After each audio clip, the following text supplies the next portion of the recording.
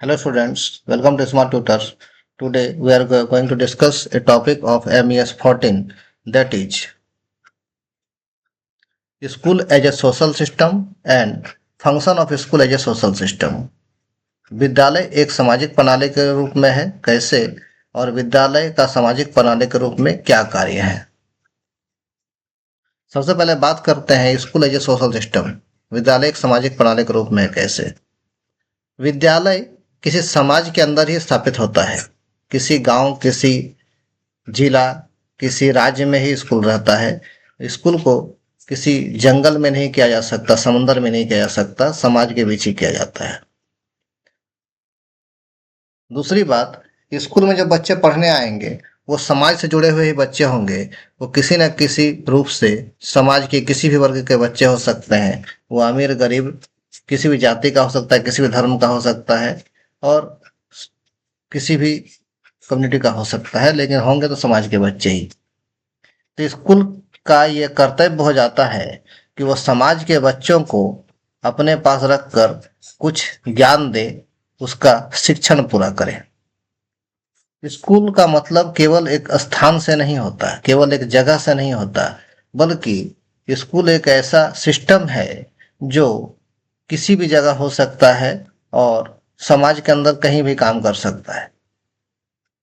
यह एक जीता जागता अपने आप में एक इसको कह सकते हैं व्यक्ति है, जिसमें ओवरऑल सब कुछ होता है और इसमें एक स्टूडेंट के डेवलपमेंट के लिए सारा कुछ अवेलेबल होता है। स्कूल एक नेटवर्क के माध्यम से चलता है। ऐसा देखा जाता है कि एक ही स्कूल के बहुत सारे ब्रांचेज अलग अलग स्थानों पर, अलग अलग राज्य में या अलग अलग ब्लॉक में या अलग अलग गांव कस्बे में पाए जाते हैं, जहां पर स्कूल अपनी अपनी भूमिका निभाते हैं और वहां के बच्चों को एडमिशन लेकर उन्हें पढ़ाते हैं, सिखाते हैं और उन्हें सर्टिफिकेट देकर उनकी शिक्षा को पूरा करके उसे किसी काम को करने के लायक बना देते हैं। स्कूल का लक्ष्य भी यही है कि व्यक्ति के अंदर सामाजिक, धार्मिक, नैतिक, आर्थिक गुणों का विकास करे और इस प्रकार बना दे कि वह समाज में रहकर समाज का भलाई कर सके। इसलिए हम कह सकते हैं कि स्कूल एक सामाजिक सिस्टम है, स्कूल एक सामाजिक प्रणाली है, school is a social system.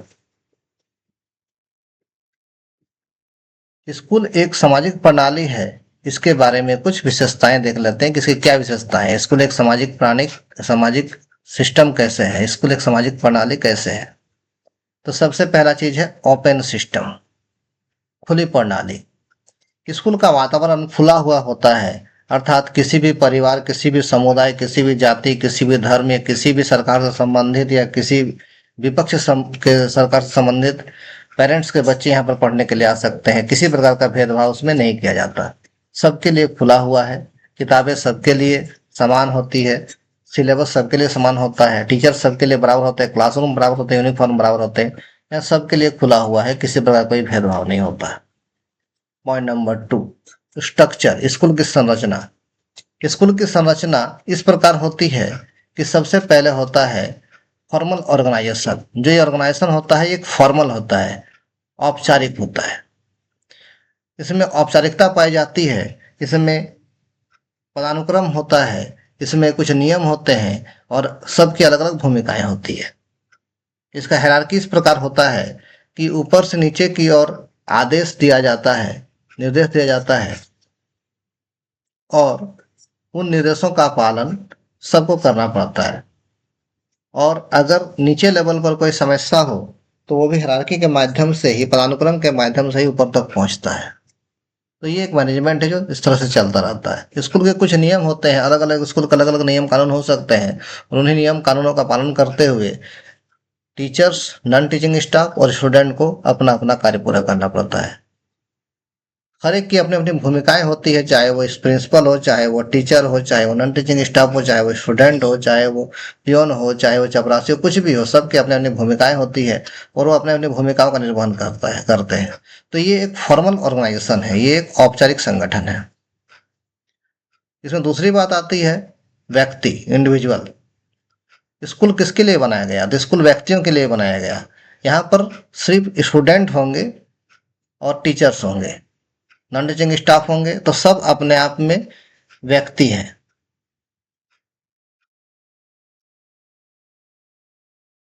व्यक्ति के रूप में सबका व्यवहार अलग अलग होता है, उनकी प्रेरणाएं अलग होती है, उनका व्यवहार अलग होता है, और अपने अनुसार वे लोग अपना अपना कार्य करते हैं।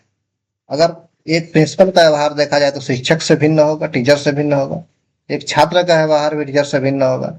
एक नॉन टीचिंग स्टाफ का व्यवहार भी टीचर से और प्रिंसिपल से भिन्न होगा। तो इस तरह से सबका व्यवहार अलग अलग होता है और सब व्यक्ति मिलकर स्कूल को चलाते हैं। इसमें सबकी अपनी भूमिका है, किसी को नजरअंदाज नहीं किया जा सकता। ना तो प्रिंसिपल को नजरअंदाज किया जा सकता है, ना नॉन टीचिंग स्टाफ को, ना स्टूडेंट को, ना टीचर को। इसमें तीसरा पॉइंट है संस्कृति। एक स्कूल में सभी संस्कृतियों का सम्मान किया जाता है। उनके विश्वासों, उनकी परंपराओं, उनके रीति रिवाज, उनके मानदंडों का माना जाता है और उसी के अनुसार वहाँ का वातावरण बनता है। इसमें छात्र शिक्षक का व्यवहार, आपस में उनके अच्छे संबंध, इन चीजों को बतलाता है कि सभी संस्कृतियों का यहाँ सम्मान किया जाता है। इसमें जो अगला पॉइंट है वो है पॉलिटिक्स, राजनीति। विद्यालय के अंदर सत्ता का विशेष प्रभाव रहता है। जिस प्रकार का सत्ता रूलिंग में होता है, उस प्रकार का स्कूल को अपने नियमों, उसके नियमों को मानना पड़ता है और उसी के अनुसार वे काम करते हैं। कभी कभी इसका अधिक प्रभाव दिखता है और कभी कभी कम प्रभाव दिखता है, लेकिन प्रभाव तो होता ही है। इसमें अगला पॉइंट है teaching and learning course. Teaching and learning course, शिक्षण और अधिगम का मूल। विद्यालय जो होता है वो टीचिंग का मूल जगह होता है, शिक्षण का मूल जगह होता है। यहीं से बच्चे अपना ज्ञान लेना शुरू करते हैं और धीरे धीरे वे कॉलेज, विश्वविद्यालय और अलग अलग संस्थानों में पहुंचते। तो स्कूल को मूल आधार माना जा सकता है शिक्षा में। पॉइंट नंबर 3, इंटरडिपेंडेंस, पारस्परिक निर्भरता। स्कूल सिस्टम में सभी घटक एक दूसरे पर निर्भर होते हैं, अर्थात प्रिंसिपल टीचर पर डिपेंड होता है, टीचर प्रिंसिपल डिपेंड होता है, स्टूडेंट टीचर पर डिपेंड होता है, टीचर स्टूडेंट पर डिपेंड होते हैं, teaching staff non teaching staff पर डिपेंड होता है और non teaching staff teaching staff पर डिपेंड होते हैं। तो ये सब एक दूसरे से जुड़े हुए होते हैं। इसमें से किसी को अलग रहकर काम नहीं कराया जा सकता, सबकी अपनी अपनी भूमिका है, सबको एक दूसरे पर डिपेंड होना पड़ता है। इसलिए छात्र तभी इसमें अच्छा कर पाते हैं जब सब में तालमेल बना रहे हैं। तालमेल बिगड़ेगा तो काम बिगड़ जाएगा। पॉइंट नंबर 4, फीडबैक मैकेनिज्म, प्रतिपुष्टि यंत्र।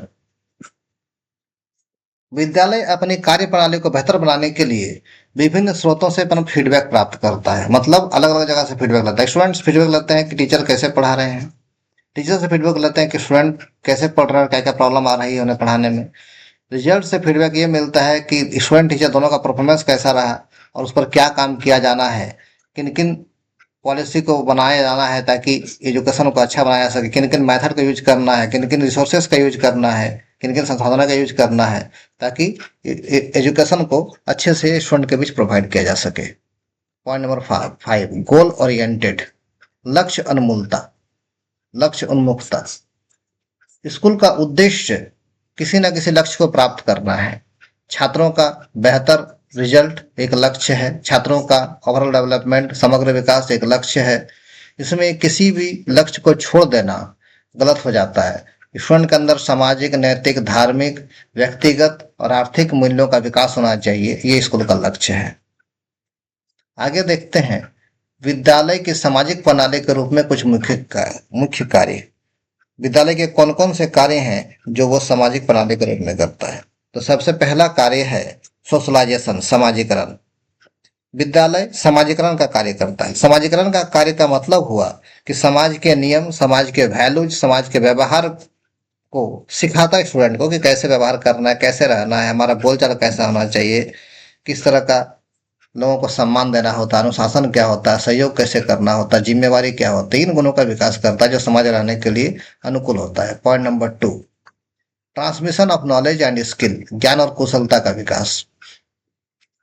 स्टूडेंट के अंदर ज्ञान और कुशलता को बढ़ाता है, ये स्कूल का काम है। स्टूडेंट को ज्ञान को बढ़ाने से उनका समाज के प्रति या अपने प्रति या कार्य के प्रति रुचि आएगी, उनके अंदर आलोचनात्मक सोच का विकास होगा, उनके अंदर एनालिटिकल नेचर का विकास होगा, वे अपने प्रॉब्लम को सॉल्व कर पाएंगे, उनका कैपेसिटी बढ़ेगा, उनकी क्षमताएं बढ़ेगी। इस प्रकार छात्र समाज में अपनी भूमिका निभा सकते हैं। Point number 3, role allocation and preparation, भूमिका निर्धारण और तैयारी।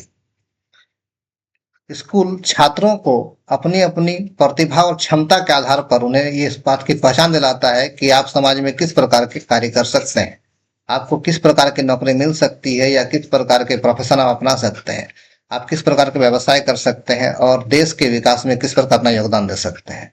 पॉइंट नंबर 4, सोशल इंटीग्रेशन, सामाजिक एकीकरण। School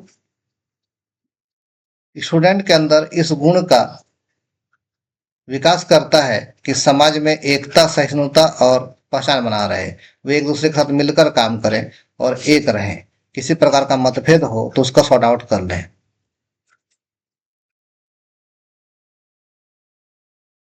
point number 5, cultural preservation and innovation, सांस्कृतिक संरक्षण और नवाचार।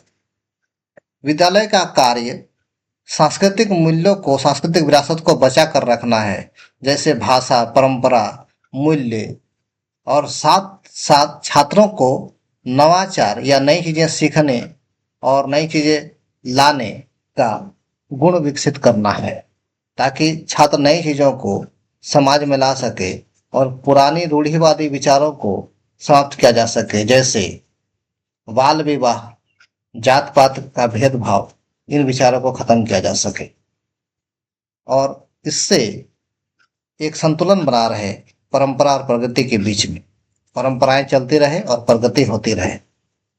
Point number 6, control and regulation of behaviour, व्यवहार का नियंत्रण और विनियमन। विद्यालय छात्रों को कुछ नियम सिखाते हैं, कुछ अनुशासन सिखाते हैं और उसी के अनुसार छात्र अपना व्यवहार करते हैं और उन पर विद्यालय का और पेरेंट्स का नियंत्रण बना रहता है। अगर उनके रूटीन डिसाइड ना हो कि कब क्या करना है, कैसे क्या करना है, तो छात्र अपने मनमानी करेंगे और अपने समय को पूरा बर्बाद कर लेंगे, कुछ भी नहीं कर पाएंगे। इसलिए स्कूल का ये कर्तव्य बन जाता है कि वो एक अनुशासन के अनुसार नियम बना दे और एक डेली रूटीन बना दे, उसी के अनुसार छात्र काम करें। Point number 7, feedback and adaptation, प्रतिपुष्टि और अनुकूलन।